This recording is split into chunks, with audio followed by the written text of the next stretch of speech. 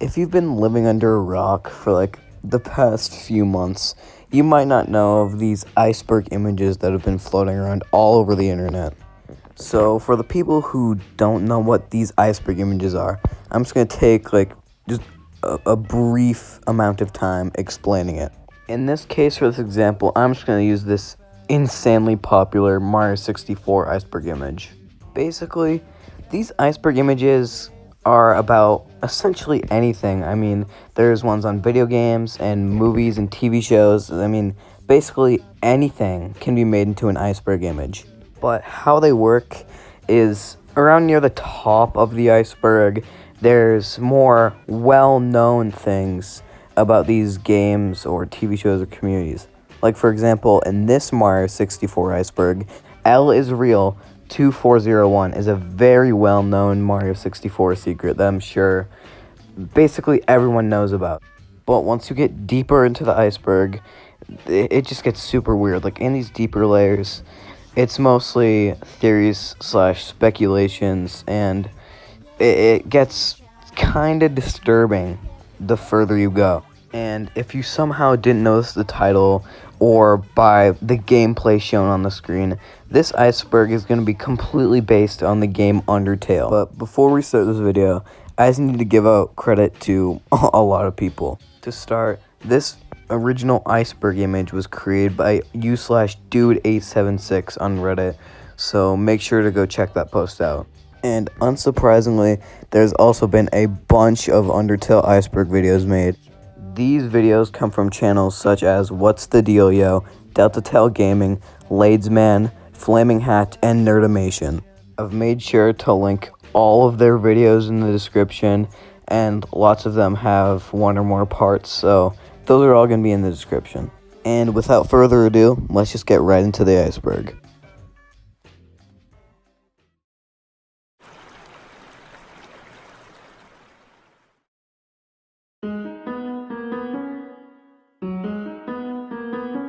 Since I don't know exactly what secret room they're actually talking about, I'm just going to mention both of them. The first secret room that I will be mentioning is Sans' bedroom in Papyrus' house in Snowdon. Usually when you're in Papyrus' house and you try and enter Sans' room, it'll just give you the simple prompt saying, "This door is locked." Seemingly, to the normal player, there is absolutely no way of getting into Sans' room, but there is a very complicated way of doing it. Basically, to obtain Sans' room key, you need to be on a true pacifist run and go into the corridor where Sans gives his speech and reset the game 3 times.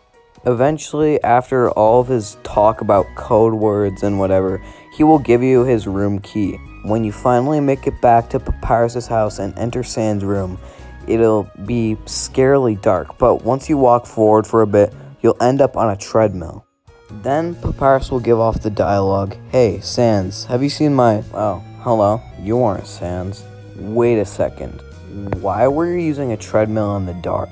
Is Sans pranking you across time and space?"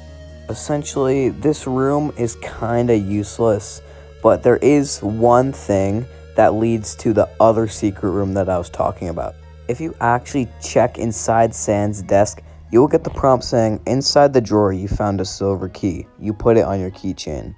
And to actually access this second secret room that I'm talking about with this silver key, you need to go out and behind of Papyrus' house and use the key there. Once you actually enter this room, there's a bunch of stuff. There's like a blueprint, a broken machine, and other pictures and stuff that will come in handy later when we're exploring a different part. And although most Undertale players probably never encountered these rooms on their first playthrough, most probably know about them from a YouTuber named MatPat. He made a theory video about Undertale explaining how like Earthbound and Undertale are connected and Sans is Ness. I don't want to get into it too much right now as it's on the iceberg, so you guys will see it anyway. But yeah, that is how most people know of these secret rooms in Undertale. There's actually another mode in Undertale called Hard Mode, which is accessible by naming the fallen human Frisk at the very start of your game. Once pressing done, a warning at the top of your screen will say, "Warning, this name will make your life living hell. Proceed anyway." If you actually proceed with this mode, not many things will be different. I mean, some of the puzzles will be harder, like for example, at the start, the switches won't be marked by Toriel, and also lots of the enemies will be in their final forms, which are usually only seen near the end of the game. And surprisingly, even the Toriel fight plays out the same, which I've always found as kind of weird. But once you actually spare Toriel, you'll get some extra dialogue from a dog. And that's the end of hard mode. You're ending it now? And on such a dramatic moment? That's the difficult part. Not the bullets, but accepting that it's all over. The dog and Toriel do give more dialogue, but I don't really want to get into all of it right now. Once they're finished all of their dialogue, a message on the screen will pop up saying, "Undertale hard mode, coming soon, maybe." Don't count on it. This is where all of the secret room stuff that I was talking about earlier comes into play. Sans is Ness is referring to a very popular Undertale theory, which suggests that Sans is actually Ness from the popular series Earthbound. This theory was mainly popularized by MatPat on his YouTube channel Game Theory. The video in question is titled Game Theory Undertale Sans Secret Identity. And if you actually don't really stop to think about it, this theory does make quite a bit of sense. I mean, Toby Fox was a very big fan of Earthbound, so why not make Sans related to his favorite game series? Unfortunately, this theory does kind of fall apart if you do watch the MatPat video. For one, the video is just absolutely filled with filler, so it's really hard to actually remember all of his points. And two, the theory just has a lot of contradictions that really don't make any sense. If you didn't know, there's this thing called the phase distorter in the game Earthbound, which basically allows things to teleport, but there's actually one big problem about it. It's that it can't teleport organic matter, which destroys all living things in the process. What I don't get is that, Sans is a skeleton, right? And bones are organic matter, so wouldn't that be destroyed in the process? I don't know. If you want to know all of this theory or whatever, I would just suggest watching the MatPat video or watching the video from BTM Condensed, which will both videos will be in the description, so. Fourth Frogget refers to the Frogget room in Undertale. Usually there is only 2 or 3 Froggets visible, then that kind of depends on if you skip text or not, but there is a 4th Frogget in the room. If you search across the wall, you will eventually get a message saying, "There is an ant-sized Frogget in the crack in the wall. It waves at you." If you've beaten Undertale more than once, you probably know this, but Undertale actually remembers your actions from subsequent playthroughs. A small example of this is your pie preference. Choosing it for the very first time, unless you do a complete reset, Toriel will always remember your pie preference. Also, just like a bunch of dialogue changes if you play the game for a second time. Characters will remember certain things, and it's just really cool. Examples of this are just all over Undertale, so I would suggest watching the video that I think his name is Merg, I don't know. I would just suggest watching his video titled Undertale Remembers. It's a very well-made video, and it just touches up on lots of those examples. The annoying dog representing Toby it's not really a theory, it's more of a fact. The annoying dog is a character in Undertale that shows up a lot. For example, the annoying dog pops up in that whole artifact thing in the waterfall. Most people believe that annoying dog actually represents Toby Fox, And this is because of the secret room that you can only access after beating the true pacifist route of the game. If you didn't know, once you beat the true pacifist route, there's an entire credit sequence where you dodge all of the Patreon backers' names. If you somehow manage to dodge all of their names, you will get the message, "Incredible work, somewhere felt the door opening." The door opening actually refers to that one secret door all the way back in Snowden. And wouldn't you know it, an annoying dog is in that room. If you interact with all these items in the room, it really starts to make sense why people think that this dog is Toby Fox. Yeah, basically this whole theory is brought together from the dialogue in this room. By barking with text-to-speech on, this dog accidentally programmed an entire game. If you somehow didn't know, you name the fallen human at the start of Undertale, and if you name the fallen human certain character names from Undertale, you can get some really funny and hidden dialogue. Name the fallen human. I want to try something. Sans. Where's the S? Done. Nope. This can be done with all of the main characters in Undertale, with varying results. If you actually try to name the fallen human Gaster, the game will just start from the beginning like nothing ever happened, but I'll get into all the Gaster stuff later on in the Iceberg.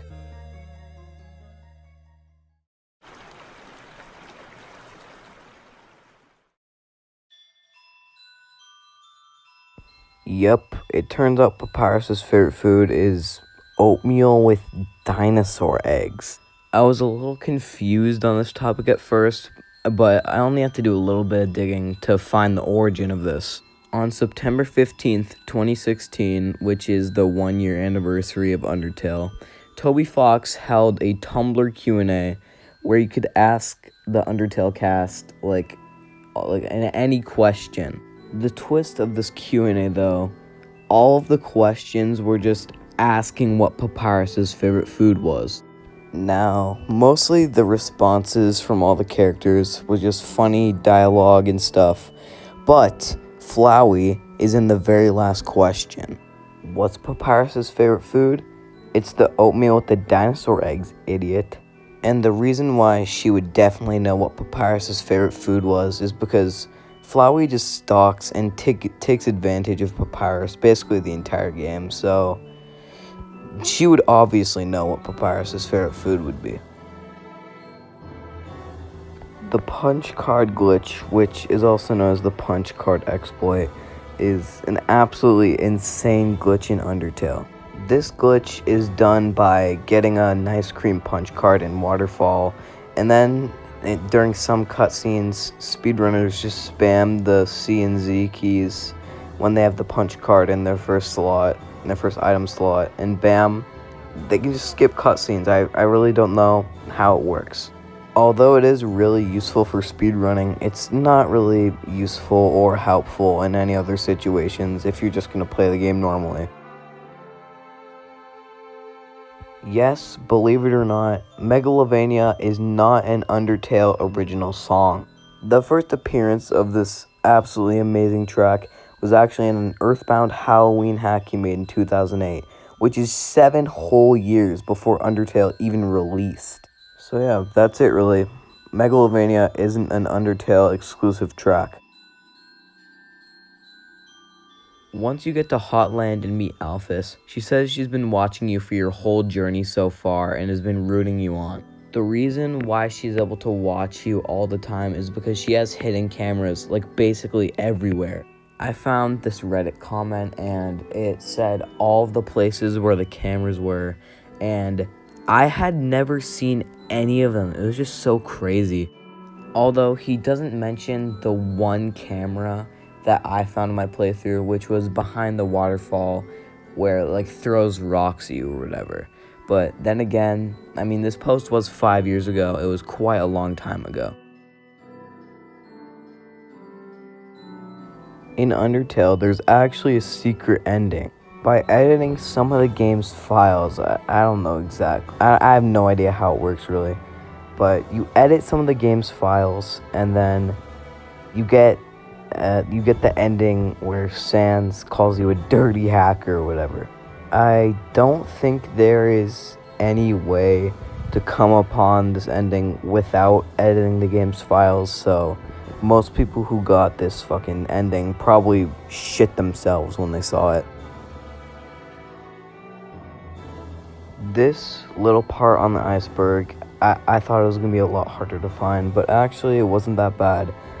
Toby Fox just made a little patch in the game that made the blue attacks slightly darker so that colorblind people could see them easier. So in this little demonstration image, as you can see, pre-patch, the blue attacks were like very, very, very light blue, and post-patch, they're quite darker, so those colorblind people don't keep dying on Asgore sands and stuff like that. And just like that, the first 2 layers of the iceberg are done. I kind of just wanted to get the more simple part of the iceberg out of the way first. I'm sorry this has to be in 2 parts. It's a lot easier to do it this way. But yeah, I really hope you guys enjoyed this part 1 of this iceberg video. I really wanted to do an iceberg video for really long, and I'm really glad with how this is turning out. But yeah, keep your eyes peeled for part 2, because that will probably be coming out very shortly after this video comes out on YouTube. And I will see you guys in the next one, which will be the second iceberg video. But regardless, I will see you guys in the next one.